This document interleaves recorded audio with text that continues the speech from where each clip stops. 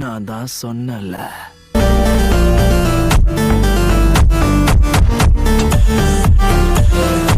அதுவும் சரிதான். சண்டை இப்பதான் ஆரம்பிச்சிருக்கு.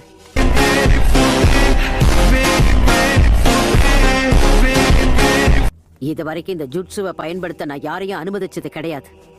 ஒட்டு மொத்தமா இதுக்கு ஒரு முடிவு கட்டுறேன்.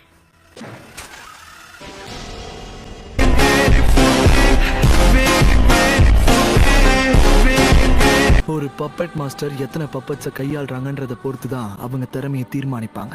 உங்க அனுபவத்துக்கு நீங்க இதை கூட பண்ணலன்னா எப்படி பாட்டிச்சியோ? ஒரு சீக்ரெட் ஒயிட் மூவ் சிக்கமாச்சு 10 பப்பட்ஸ். இதுதான் முதல் பப்பட் மாஸ்டரான மான்ஜுமான் உருவாக்குன 10 மாஸ்டர் பீசஸ். சும்மா அதிரடியா இருக்கு கேள்வி.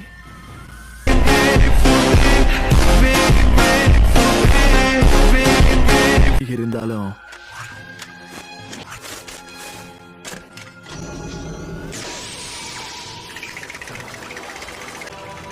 ஆட்டையை அழிக்கக்கூடிய இதுங்க கூட உங்களால சண்டை போட முடியுமா?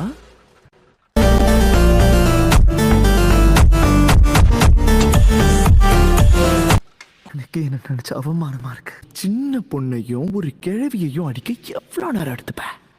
உங்களை தோக்கடிக்க என்னோட பெஸ்ட் பப்பட்ஸா சிப்பா ஆரம்பிக்கலாம்.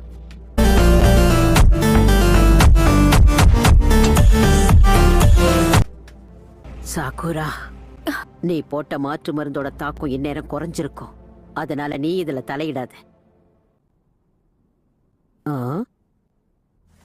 எனக்கு ஓய்வெடுக்கிற நோக்கமும் இல்ல, விட்டுட்டு போகணுங்கிற எண்ணமும் இல்ல.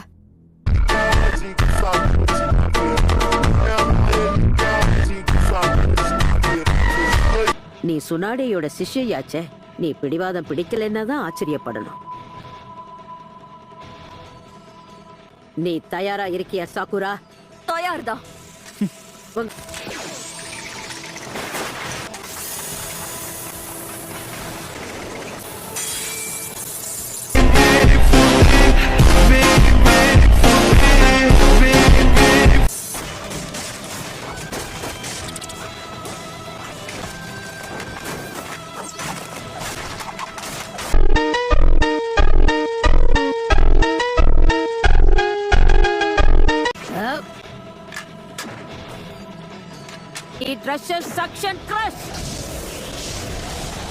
ஒரேடியா எல்லாரோட கதையை முடிக்கிறதுக்கு ஒரு வழியை தேடணும்.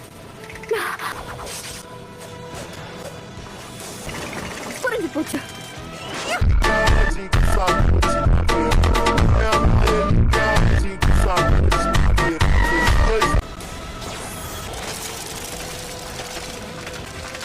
பல பேரை பயன்படுத்திக்கிட்டு இருக்கான்.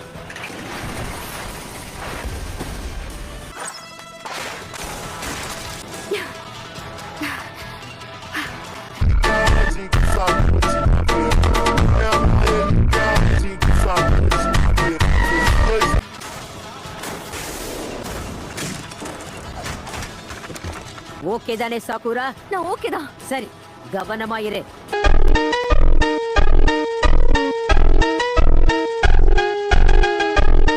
என்னதான் இருந்தாலும் சசோரியோட பப்பட்ஸ் எண்ணிக்கையை நாங்க குறைச்சிருந்தாலும் அதுவே அவனுக்கு சாதகமாகி இப்ப தன்னோட முழு கவனத்தையும் மீதி இருக்கிற பப்பட்ஸ் மேல செலுத்திக்கிட்டு இருக்கான்.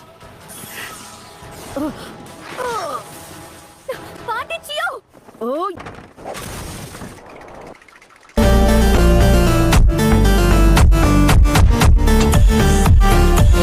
என்ன பத்தி நீ கவலைப்படாத சாகுரா. இப்ப உன் கவனம் முழுக்க சசோரி மேலதான் இருக்கணும். சரி.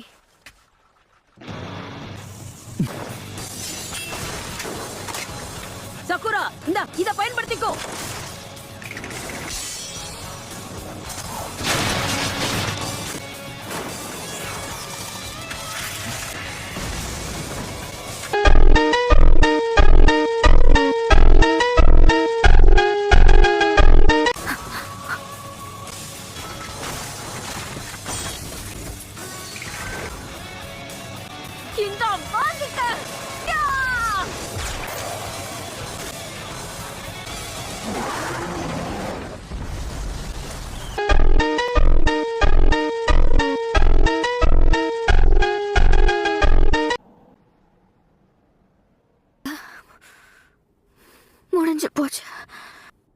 இனி அவன் அசைய முடியாது.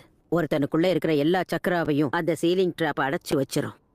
இப்ப அவனால சக்ரா த்ரெட்ஸ பயன்படுத்தவே முடியாது. உன் கதை முடிஞ்சது சசோரி.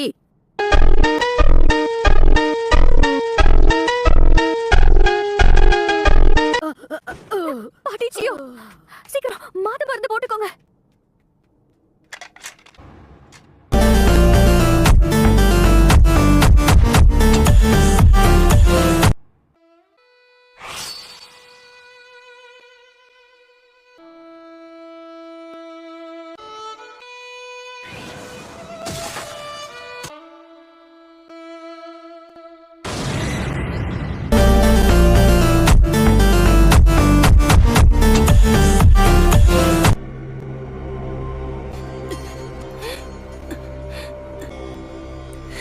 சக்குரா, பாட்டி சியோ, நீங்க இப்ப எப்படி இருக்கீங்க? வயித்தை குத்தி கிழிச்சாலும் அவங்கள பத்தி கவலைப்படுறதை நிறுத்த மாட்டல்ல? சாசோரி,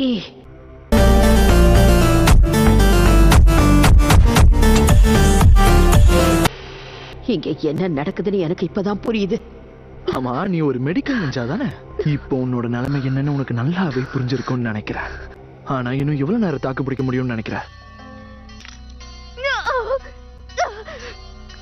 என்னது, வயிற்று குத்தி கிழிச்சிருக்க, இருந்தாலும் ரத்தம் வரதை நிறுத்திக்கிட்டு இருக்காளா? இவ கண்டிப்பா திறமைசாலிதான்.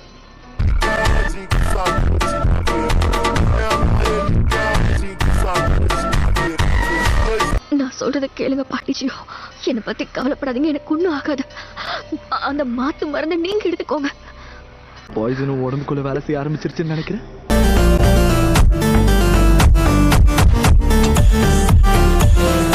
பாய்சனோட தாக்கத்தால என்னால எதையுமே உணர முடியல. சக்கர எனர்ஜியும் கண்ட்ரோல் பண்ண முடியல. அப்படின்னா இதுதான் நீ கண்டுபிடிச்ச மாத்து மருந்தா? ஆனா எதுக்காக இப்படி பண்ணீங்க? ஒருத்தவங்களோட உயிரை காப்பாத்துறதுக்காக அவங்களோட உயிரையே விடுறது முட்டாள்தனம். நான் முயற்சியை கைவிட மாட்டேன்.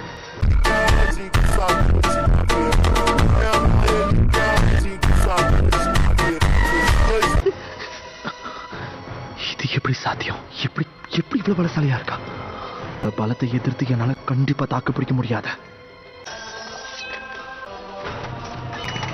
இப்பவே உனக்கு முடிவை கட்டுறேன்.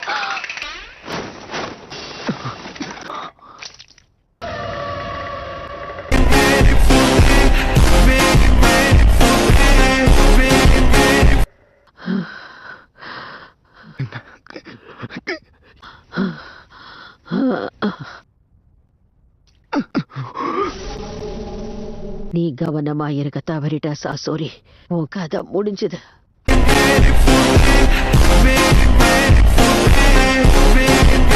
நம்ப முடியல. இதுக்கு மேல நீ கொஞ்சம் கூட அசைய முடியாது. ஏன்னா உன்னுடைய உடல் ஒரு முழு பப்பட்டா இருந்தாலும் சக்கராவை கண்ட்ரோல் பண்ண ஒரு மனித உறுப்பு தேவைப்படும். இப்படி எனக்கு தெரியும்னு யோசிக்கிறியா? ஒரு பப்பட்ல இருந்த நீ இன்னொரு பப்பட்டுக்குள்ள தாவி இருக்க. ஆர்வ பகுதியில இருக்கிற இந்த உறுப்புல தான் உனக்கு தேவையான சக்கரா எனர்ஜி இருக்குங்கிறத கண்டுபிடிச்சேன். இன்னும் கொஞ்சம் தான் வெளியில எடுத்துருவேன். வேலைக்கே ஆகாத, எல்லாம் எல்லையை மீறி போயிடுச்சு. பாய்சன் வேலை செய்யலனாலும் அவ சாகிறத தடுக்க முடியாத. ஏற்கனவே நிறைய ரத்தத்தை இழந்துட்டா. காப்பாத்த நான் செஞ்சுக்கிட்டு இருக்கிறது ஒரு வித்தியாசமான டெக்னிக். என்ன? என் உடலுக்குள்ள இருக்கிற லைஃப் ஃபோர்ஸ நான் சாக்குரா உடலுக்குள்ள நான் செலுத்திக்கிட்டு இருக்கேன். இல்ல, இதுதான் ரீ அனிமேஷன் நிஞ்சுட்சுன்னு சொல்லுவாங்க.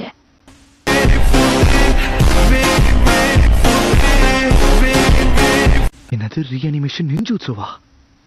என்னோட இந்த ஜூட்சுவை பல வருஷங்களுக்கு முன்னால உன்னை காப்பாத்த தேவைப்படும்னு ஏற்படுத்தினேன். என்னால மட்டும்தான் இதை பயன்படுத்த முடியும். நிஞ்சுட்சுவை நான் பயன்படுத்துறதுனால என்னோட ஆயுள் காலம் குறையும்.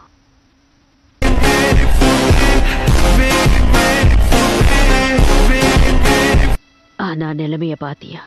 உனக்காக நான் கஷ்டப்பட்டு உருவாக்கின இந்த நிஞ்சுட்சுவை இப்ப வேற யாருக்கோ பயன்படுத்துறேன்.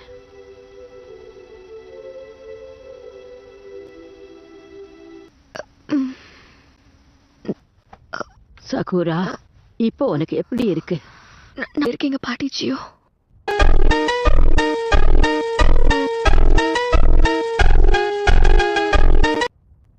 இப்ப பயன்படுத்துனீங்களே ரீஅனிமேஷன் ஜூஸ் பயன்படுத்தினவங்க கண்டிப்பா இறந்துருவாங்கன்னு மட்டும் எனக்கு தெரியும். ஆனா நீங்க இறக்கலையே. உடம்புல காயங்கள் இருந்தாலும் அவ உயிரோட இருந்தா. என்ன ஆனாலும் பரவாயில்லன்னு யோசிச்சு, ஆனா எனக்கு எந்த ஆபத்தும் இல்ல. அதனால வாழ்ந்து என்ன பண்ண போறீங்க?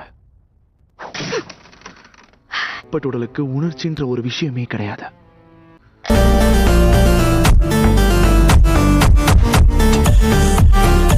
பக்கத்துல நிக்கிறது என்னோட சொந்த பாட்டி தான். அவங்க இங்கேயே செத்தாலும் நான் வருத்தப்பட போறதே இல்லை. ஏன்னா என்னோட ஹார்ட்டும் இந்த பப்பட் பாடி மாதிரி தான். இதுக்கே எப்படியா? இன்னும் என்னோட வாழ்க்கையில எவ்வளவு பேர் கொன்னு குவிச்சிருக்கேன். இதுல இந்த கேள்வி இருந்தா என்ன, செத்தா என்ன? உன்ன மாதிரி ஒருத்தனை இது வரைக்கும் நான் பார்த்ததே இல்ல. இந்த உலகத்துல மனுஷனா பிறந்து முழு பப்பட்டா மாற முயற்சி பண்ணி தோத்து போனவா அவ்வளவுதான். ஆமா, ஒரு முழுமையடையாத பப்பட். பப்பட்டோட உடலா இருந்தாலும் உள்ள ஒரு இதயம் துடிச்சுக்கிட்டு தான் இருக்கு. நான் உயிரோட இருந்தாலும் செத்தாலும் ஒண்ணுதான்.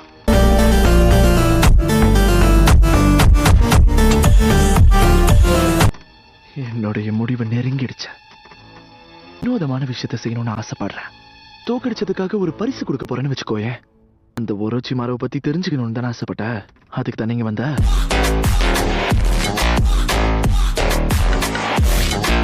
கிராஸ் வில்லேஜ்ல இருக்கிற டென்ஷி பிரிட்ஜ் கிட்ட நீ போய் ஆகணும். அதுவும் சரியா 10 நாள் கழிச்சு. ஜிமாருவோட அடியால ஒருத்தன் எனக்கு ஸ்பையா வேலை பார்த்துக்கிட்டு இருக்கா. ஏன் முடிஞ்சதுக்கு அப்புறம் நான் அவனை சந்திக்கிறேன்னு சொல்லியிருந்தேன். ஆனா இதுக்கு மேல அதுக்கு வாய்ப்பே இல்லை.